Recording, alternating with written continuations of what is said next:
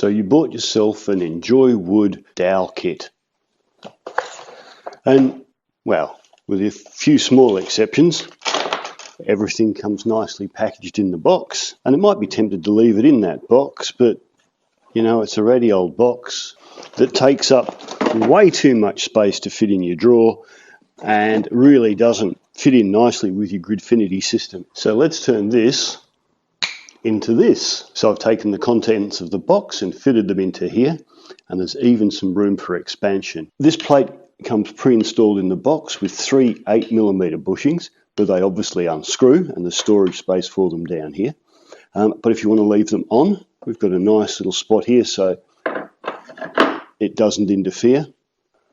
Likewise on this portion, there's a 10mm bushing on there. Again, you could take it off and put it in here where the 15mm bushing is, or store it in there, so they're interchangeable.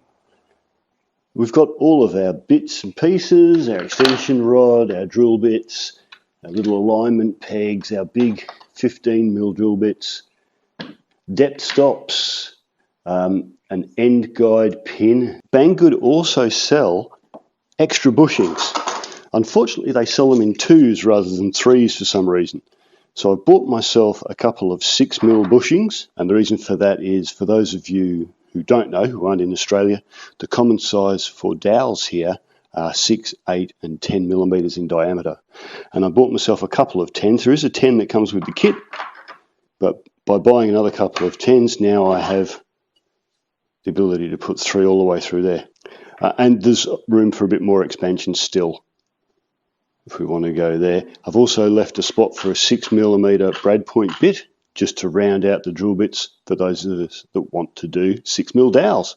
And so there it is. If you don't want to dismantle your jig each time, that's okay. You can leave it assembled like so. Oops. And store it in the holder like that. What's that, I hear you say? That looks too big to print on my printer. You might be right, this is a 6x5 Gridfinity unit, but if it is too big for you, I have a solution. So I've made a couple of smaller bits. So by offloading these drill bits and moving them over to here, and doing the same with these depth stops and moving them from here like so. So once I'd moved these pieces off the main board, I was able to take this and shrink it down to a much more manageable size. This is a 5x5 Gridfinity now, and you should be able to print that on most printers. For example, I printed this on a Bamboo P1S. Now, moving the bits and the depth stops off has also given me enough space to make some extra holes for the depth stops, so I can, if I want to leave these off, I can store them up there. Or I can buy more of them if I want to buy more 6s, for example. I also have an extra spot here now.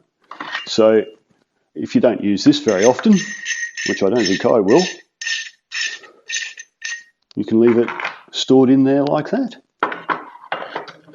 So now we can turn our doweling drawer from this into this, or this, depending on whether you have a large scale format like the Prusa XL, or if you're printing on something more regular.